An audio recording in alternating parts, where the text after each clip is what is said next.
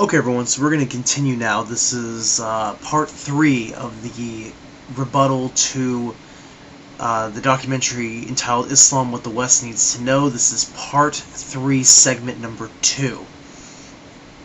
So, we're continuing now with this idea that essentially Mr. Shubat, Mr. Spencer, and all of these interviewees are treating the subject of houses. In other words, this theory that essentially Muslims came up with that divide the world into different houses or different lands. Now, I'm going to put in the description section even more articles that back up this claim that this has nothing to do with Islamic theology. This actually is rather, it's jihad, or in other words, this is the thinking or the theorizing of later scholars when it comes to certain subjects. This is not Sharia law. This is not something that is essentially found in the Quran or in the Hadith. This is something that some scholars had an opinion on, but much later. Now, what does Sharia law actually say about jihad, since we are talking about this subject in great detail? From the book entitled Introduction to Islamic Law by the scholar Alajia Adi Ajajullah, chapter 11, page 141 says, "From what the Holy Prophet, peace be upon him, experienced at the hands of the infidels of Mecca, it is presumed that Islam is liable to be exposed to trouble and danger from the enmity and prejudices of non-Muslims. The Sharia law has widely preserved as general law applicable to Muslims inhabiting outside the territorial limits of Islam for the safety of Islam. It is a sacred duty of religion incumbent on the Muslim nation at large to launch defensive war against unbelievers, to repel their persecution upon the believers or aggression upon the Muslim country. This is a divine duty and is called jihad, or religious defensive war." The basis, Quran 4, verses 75 through 76, quote, "Muslims are to fight in defense of their cause of their Lord and to redeem their weak Muslim brethren and sisters and children who are oppressed, or cry for help from Allah and save them from such oppression, and to send them some force to redeem them. Muslims are to fight to defend the cause of Allah, while the unbelievers do fight to defend the cause of the devil. Surely the struggle of the devil is weak." Tradition of the Holy Prophet: "This religion of Islam will ever be established, even to the day of resurrection, as long as Muslims do fight in defense of it."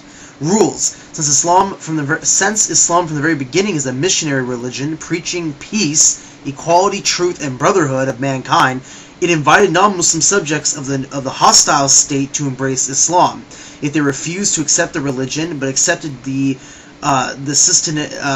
serenity of Islam by agreeing to pay the jizya or poll tax to the Muslim state, the apprehension of danger to Islam is averted. Otherwise, when they persist in their aggressive designs and actions and the negotiations failed, it is a natural duty of the Muslims not to terminate the war before it is brought to a successful end through jihad.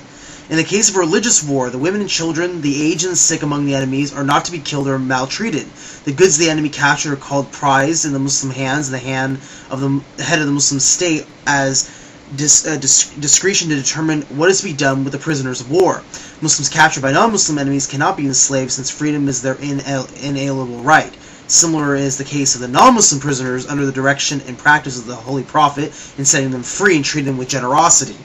It is the duty of the Muslim subjects of a Muslim state to serve in jihad as a body. What is meant by it is that if a sufficient number of men join, the rest will be absolved. But if none joins, everyone would be a transgressor in the eye of the law. In other words, if no Muslims were to make war in defense of actual oppression against the cause of Allah, the entire Muslim community would be held responsible.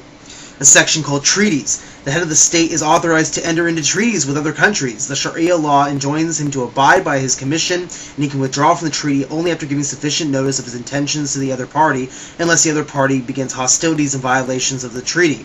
The citizens of other states are protected by the Muslim state and individuals.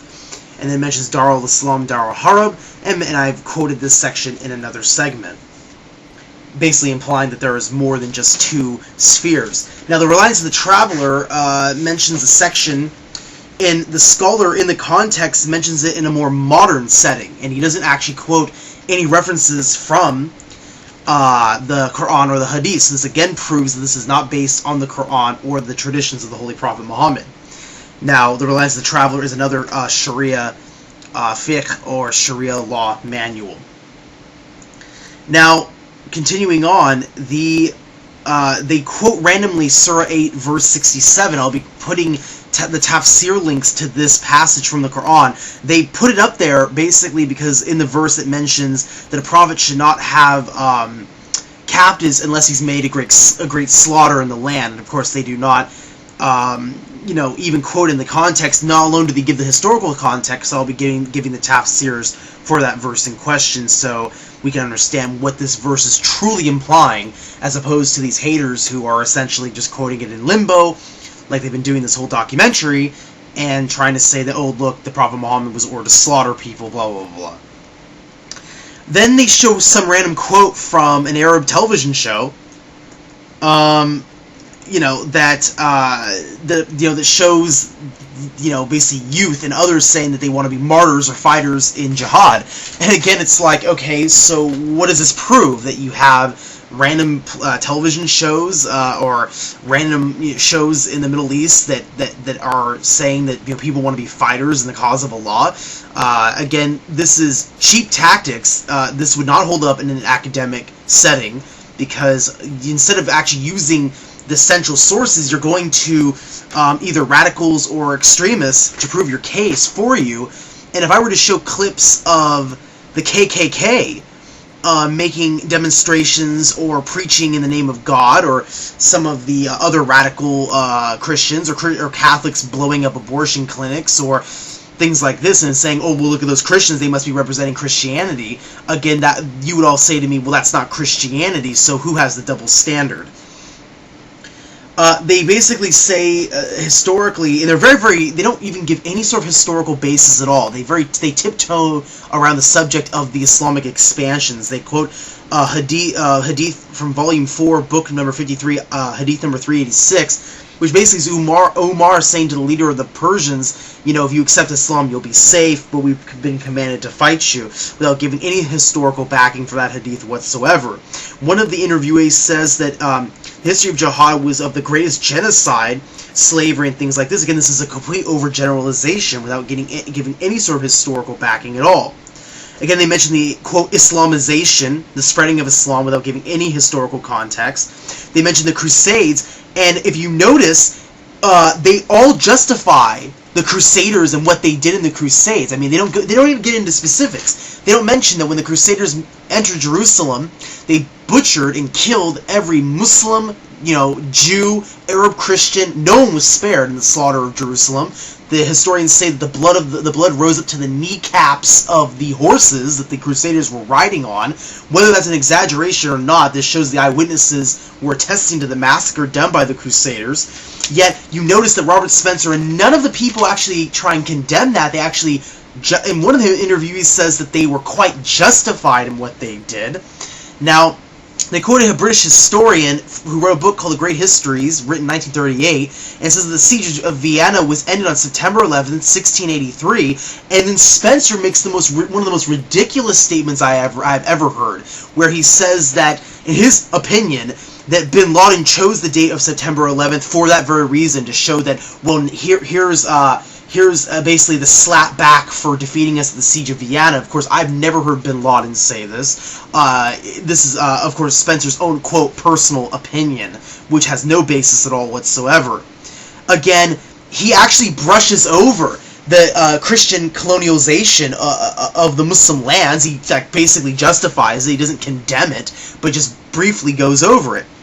And then the last interview, he just brings up all these random places in the world where some negative things have happened between Muslims and non-Muslims, or Muslims versus Muslims, without actually mentioning that, what about the lands where crimes happen with Christians? What about the Bosnian genocide? What about any of these things that are done in Christian history? Again, the book I have on the screen is called The Dark Side of Christian History by Helen Elbra.